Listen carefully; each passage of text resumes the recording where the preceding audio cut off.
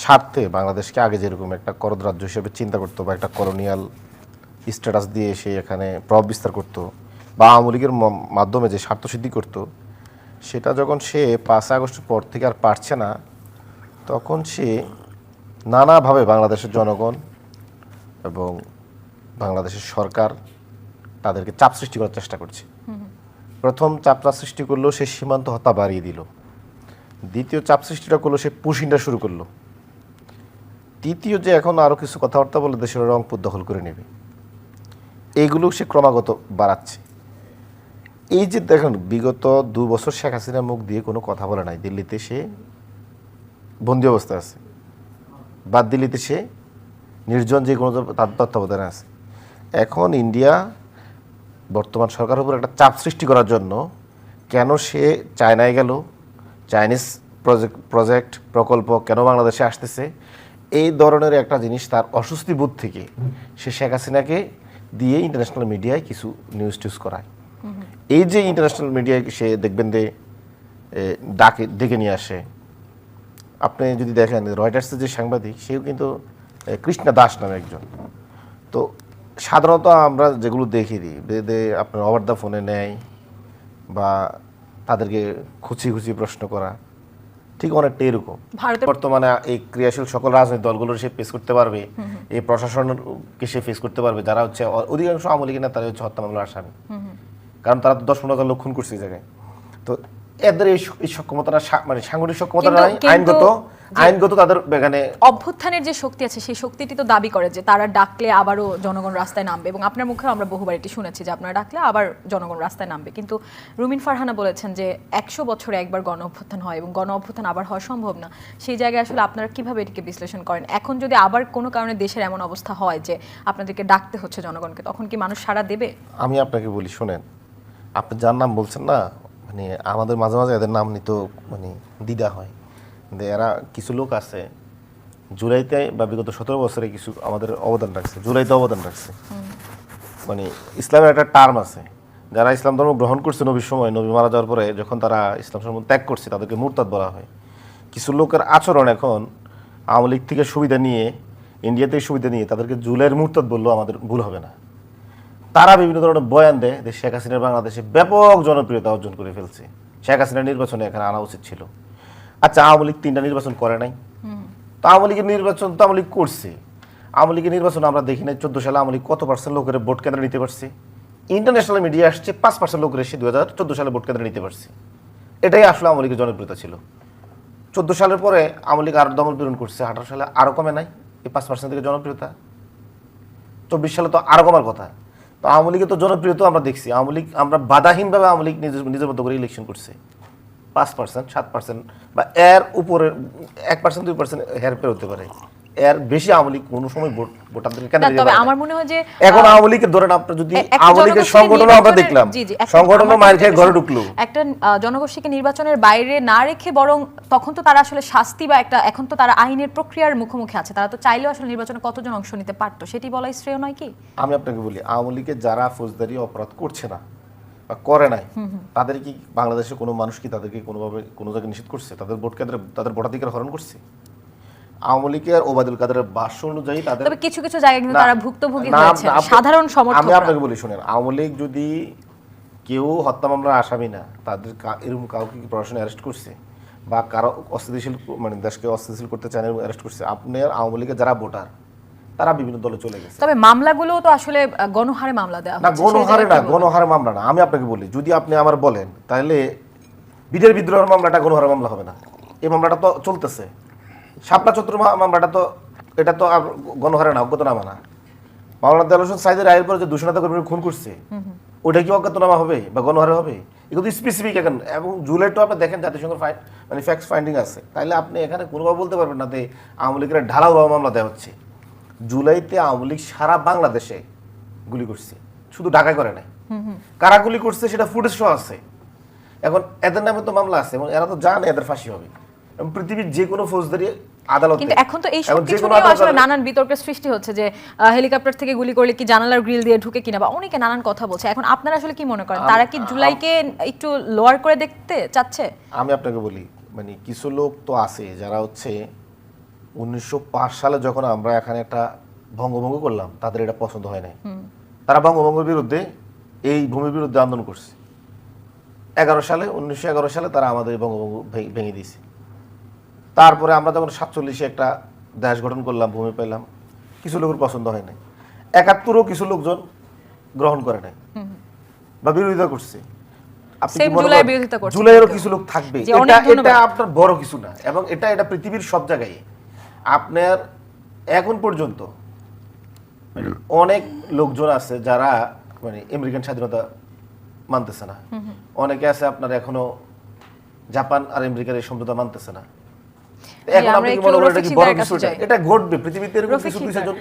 এই বন্যা অবস্থায় সরকার বা রাজনৈতিক ব্যক্তিত্বরা আসলে কি করছে মানুষের পাশে দাঁড়াতে? এবং বিএনপির ইশতেহারে কিন্তু কর্মসংস্থান তৈরি হওয়ার কথা বলা হয়েছিল। বাংলাদেশে এখন কতটুকু কর্মসংস্থান তৈরি হয়েছে? যদিও বলবেন যে 5 মাসের সরকার, 5 মাসে আসলে কি কি উন্নতি হয়েছে? আমি বন্যার জায়গায় যাচ্ছি, এর আগে আমি আরেকটা পয়েন্ট বলি, তারপরে আমি বন্যার তাদের কাছে আসছি। গত বছর মে মাসে সম্ভবত আইনি নির্দেশে আওয়ামী লীগের কার্যক্রম নিষিদ্ধ ঘোষণা করা হয়। এটা কোনো অনলাইন ভিত্তিক একটা সংগঠনে পরিণত হয়েছে। আমরা জাতীয় দিবসগুলো আছে কিংবা তাদের যে 15ই আগস্ট আছে, আমরা কোথাও দেখিনি তারা পাতিল খিচুড়ি রান্না করতে। আওয়ামী লীগ এখন একটা দেউলিয়ার দলে পরিণত হয়েছে।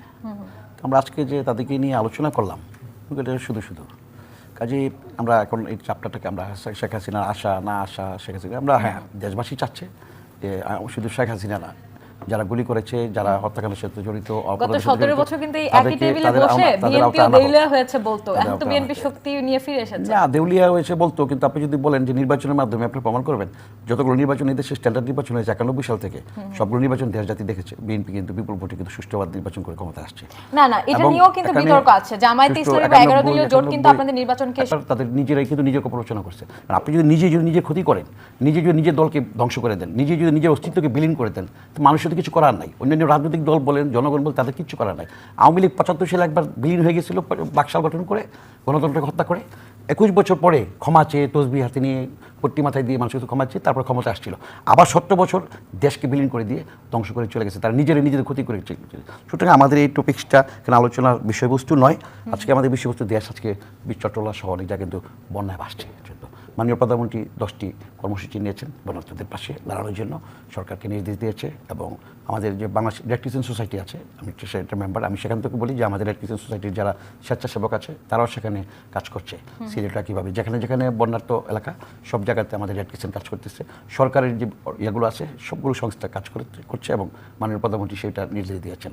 আমি বিশ্বাস করি যে এটা মোকাবেলা আমরা করব সবাইকে নিয়ে, এবং এটা তো প্রাকৃতিক দুর্যোগ, এগুলো আমরা সবসময় আমরা মোকাবেলা করার অভ্যাস আছে। এবং ত্রিপুরা আপনি দেখেছেন যে যতবারই বিএনপি সরকারই ছিল প্রাকৃতিক দুর্যোগ হয়েছে, আপনার ভূমিকম্প, আপনার খরা, বন্যা, শীত, সবগুলো মোকাবেলা কিন্তু আমরা বিএনপি সুন্দরভাবে। ধন্যবাদ আপনাকে। জয়নাল আবেদীন শিশির, 11 দলীয় জোটের জামায়াতে ইসলামের আমির বলেছেন যে কিছুদিন আগে, হয়তো 3 দিন আগে, যে এখনো এটা নিয়ে কথা হচ্ছে নির্বাচনটা সুষ্ঠু হয়েছিল কিনা, বা অনেকে বলেন যে আওয়ামী লীগ ছিল না দেখে একটি শূন্যস্থান তৈরি হয়েছে বলে আপনাদের জোট এত ভোট পেয়েছে বা এত আসন পেয়েছে। সেই জায়গায় কি বলতে চান? আর এখনো কেন আসলে নির্বাচন নিয়ে কথা? দেখেন, আমি আপনাকে বলি, বিগত যদি জাতীয় সংসদ নির্বাচন শুধু একটা না, ছাত্র সংসদ নির্বাচনও কিন্তু দেখেন আমাদের জোট সঙ্গী জামায়াতে ইসলাম বা আমরাও কিন্তু সেকেন্ড পজিশন হয়েছি বিভিন্ন ক্যাম্পাসে। আমরা হয়তো ছাত্র শিবিরের মতো আমাদের ছাত্র শক্তি এত মানে এতটি পদে জিতে নাই, কিন্তু অনেক জায়গায় আমরা কিন্তু সেকেন্ড পজিশন ভোটের রেশিও অনুযায়ী। জামায়াত ইসলামের ছাত্র সংগঠন, ছাত্র শিবির, এই যে আপনাদের ছাত্র শক্তি জেতেনি, এই জন্যই কিন্তু অনেকে বলে আপনারা জামায়াত ইসলামের বি টিম। না, এখন আমরা তো আলাদা ইলেকশন করছি, তখন বি টিম বলার দরকারটা কি? আমরা তো জোটে করছি। এগুলো হচ্ছে মানে রাজনৈতিক পরিভাষা, এগুলো মানুষের ট্যাগিং দেওয়ার জন্য। আমি তার সাথে জোট করছি, এখানে তো প্রকাশ্য জোট করছি। বি টিম হওয়ার আমার দরকার কি? তার সাথে আমি সে তো আমার এলাই না। আপনারা তো বলে থাকেন যে মতাদর্শ, তো আমি তো এখনো তো বলছি মতাদর্শ পার্থক্য যদি নাই থাকতো তাহলে তো আমি তার মধ্যে বিলীন হয়ে যেতাম বা সে আমার মধ্যে বিলীন হয়ে যেত। আমি তো আলাদা দল করতাম না। 11টা দল মানে তো 11টা মত। কিন্তু মানুষের মুখে আমরা শুনি যে আপনারা দল হিসেবে আলাদা আছেন। মানুষ না, বলবেন যে যারা আমাদের রাজনৈতিক, যারা আমাদের মানে প্রতিযোগী, প্রতিপক্ষ, প্রতিদ্বন্দ্বী, তারা বিভিন্নভাবে বিশ্লেষণ করবে। তাদেরকে আমরা যেভাবে বলি, আওয়ামী লীগকে আমরা কি বলি? আচ্ছা, এটা রাজনীতির 10 লাখ নিজেরাই বলছে যে আমরা ক্ষমতা হারাইলে আমাদের 10 লাখ মানে হত্যা শিকার হবে। তার মানে 10 লাখ হচ্ছে খুনি, যারা এত পরিমাণ অপরাধ করছে 10 লাখের মেরে ফেলার পথে ওদের হিসাবে না। আমাদের এত পরিমাণ মানে এদেরকে কিন্তু দেশের জনগণ কিন্তু চাইছে এরা ফিরে আসুক, কিন্তু এরা যদি এখন আবার এই সন্ত্রাসী কার্যক্রম করে তাহলে কিন্তু প্রশাসন কিন্তু একটা জঙ্গি সংগঠনের সাথে শিশির, জুলাইয়ের যে হত্যা মামলাগুলো বা জুলাইয়ের যে বিচারিক প্রক্রিয়া এইগুলো নিয়ে আপনারা এই সরকারের উপর কতটুকু ভরসা রাখতে শুধু পারছেন? জুলাইয়ের কেন, আমি বললাম না বিগত 17 বছর আওয়ামী লীগ যে মানে এখানে 12-13 হাজার মানুষ খুন করছে টোটাল, এদের সবগুলো যদি আপনি হিসাব করেন জুলাই তো মাত্র 1400, না আমি বিচারের জুলাই কথা বলছি। একসাথে বেশি, কিন্তু আপনি যদি দেখেন 17 বছর আওয়ামী লীগ যা করছে ওইটা তো মানে জুলাই থেকে বেশি খুন করছে। তো ওইগুলো সবকিছু যদি আপনি হিসাব করেন আওয়ামী লীগের দল মানে লোম বাঁচতে এখন মানে লোম বাঁচতে মানে কম্বল উজাড় হয়ে যাবে। না ওই কথাতে আমরা যাচ্ছি না, বিএনপি কি এর বিচার সঠিক করবে কিনা? আমরা মনে করি আদালত ন্যায় বিচার মানে করবে। বিএনপি তো আর আদালত না, বিএনপি হয়তো আদালতকে সহযোগিতা করবে, আমরাও সরকার মানে আদালতকে সহযোগিতা করব, সরকারকেও সহযোগিতা করব। আমরা আশা করি আদালত দেশের জনগণের পক্ষে থাকবে, ন্যায় বিচার জি। আর এখনো কি সরকারের হানিমুন পিরিয়ড চলছে যে কোনো কিছু নিয়ে কথা না বলার মতো, বা আপনারা তো আসলে অনেক ব্যাপারে বিরোধিতা করছেন, বিরোধিতা করার জন্য বিরোধিতা করছেন নাকি সরকার আসলে ঠিক দেখেন চলছে? আমরা হচ্ছে বাংলাদেশের প্রথম কোনো কার্যকর একটা বিরোধী দল এখানে গঠন হয়েছে, যে বিরোধী দল শুধু মানে সমালোচনা করার জন্য সমালোচনা করে না, যৌক্তিক কাজে সমালোচনা করে। আপনি দেখেন আমরা কিন্তু এই সরকারের বিরুদ্ধে আমরা রাজপথেও আছি, সংসদেও আছি। সংসদে আমরা সরকারকে ধন্যবাদ জানাই, আবার আমাদের যখন দেখি যে জনস্বার্থের বিরুদ্ধে যে আমরা ওয়াকআউট করি এটা, এবং আমরা বারবার করছি এটা। আমরা কোনো জ্বালা উপরে কোনো কর্মসূচি দেখছেন 4 মাসে? আজকে যদি আওয়ামী লীগ ক্ষমতা থাকতো, বিএনপি বিরোধী দল, দেখতেন যে 4 মাসের মধ্যে বিএনপি 10-12 দিন হরতাল দিত। আর আওয়ামী লীগ যদি কোনো সময় বিরোধী দল হইতো তাহলে 4 মাসের মধ্যে মনে হয় 1 মাসে হরতাল দিয়ে দিত। এখন আমরা শুরু থেকে বলেছি 11 দলীয় জোট দায়িত্বশীল আচরণ করবে, সরকারে গেল দায়িত্বশীল আচরণ করবে, বিরোধী দলে গেল দায়িত্বশীল আচরণ অনেকে করবে। তো এই জোটকে গৃহপালিত বিরোধী দল হিসেবে ট্যাগ দিচ্ছে। এগুলো হচ্ছে আওয়ামী লীগের পরিভাষা। আওয়ামী লীগ তো এখন মানে নাই, তো তারা জাতীয় পার্টির মতো করে চিন্তা করে। গৃহপালিত যদি বিরোধী দল হতো, যেমন ছাত্র সংসদে বিএনপি হারলো কেন? বিএনপি ছাত্র সংগঠন হারছে না তো মানে, এবং বাংলাদেশে অনেক জায়গায় তো বিএনপির সাথে আমাদের 100 আসনে ভোটের ব্যবধান মানে 15,000 থেকে 20,000, খুব বেশি না তো। এখন বিএনপি তো যদি মানে মনে করতো যে হ্যাঁ বিএনপি আমাদের জিতে আনছে, তাহলে জনগণ আমাদের যে ভোট দিল বিএনপির মানে নির্বাচনী ইসির অনুপাতে আমরা যদি আরো 20,000 ভোট বেশি যেভাবে হোক আমরা যদি পাইতাম, তাহলে আমরাই সরকার গঠন করতাম। এগুলো হচ্ছে কথার কথা, যাদের কথা নাই এখন এগুলো বলবে। এখন এগুলো তো অনেকে বলে কারণ ওদের অনেক কথা নাই, এবং কেউ আছে শুধু টকশোতে আইসা এই ধরনের বয়ান তৈরি করে, এটা বিরোধী দল খুব বোকা, বিরোধী দল এই বিরোধী দল মানে যোগ্য না। আবার আরেকটা গ্রুপ আছে আরেকটা বয়ান তৈরি করে, এই সরকার একটা শিশু সরকার, মাত্র 4 বছর, এই শিশুকে আরো বড় হইতে দাও, এখন এই সরকারকে ডিস্টার্ব করতেছে। তো বিভিন্ন লোক আছে বিভিন্নভাবে বয়ান তৈরি করে। আমরা যখন রাজপথে অ্যাক্টিভ হই তখন আবার বলে যে না বিরোধী দলের তো অ্যাক্টিভ হওয়া উচিত না, আরও একটু সরকারের সময় দেওয়া উচিত। আবার যখন আমরা সরকারকে যৌক্তিকভাবে সাপোর্ট দিই যৌক্তিক কোনো কাজে, তখন বলে এটা কি বিরোধী দল নাকি?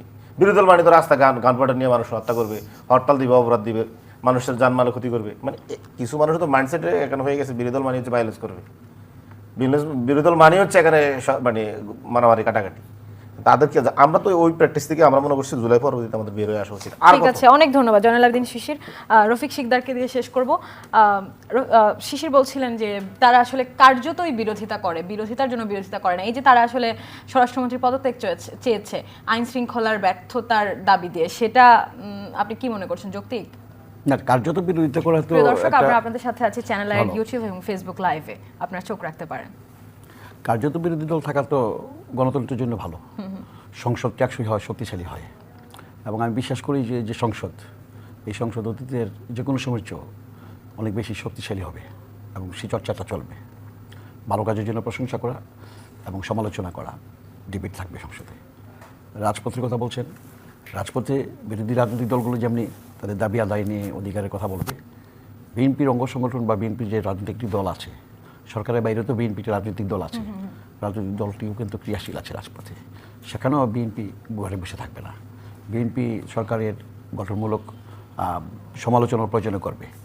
আমাদের সেই অবারিত স্বাধীনতা আছে। আমাদের নেতা তারেক রহমান সাহেব দেখেছেন যে সংবাদ মাধ্যমকে বলেছেন যে আপনাদের স্বাধীনতা আছে, আপনারা যা লিখার, যা বোঝার, যা লিখবেন আপনারা লিখতে পারেন, কোনো বাধা নেই। স্বাধীনতা মানে তো শুধু অভিযোগ করা না। এখানে আমি সে কারণে বলবো যে ক্রিয়াশীল রাজনৈতিক দলগুলো তাদের কার্যকলাপ করবে। আর আপনি যেটা বলেছেন আরেকটা যে গৃহপালিত শব্দটা মূলত হোসেন মোহাম্মদ এরশাদ তৈরি করে গিয়েছিল।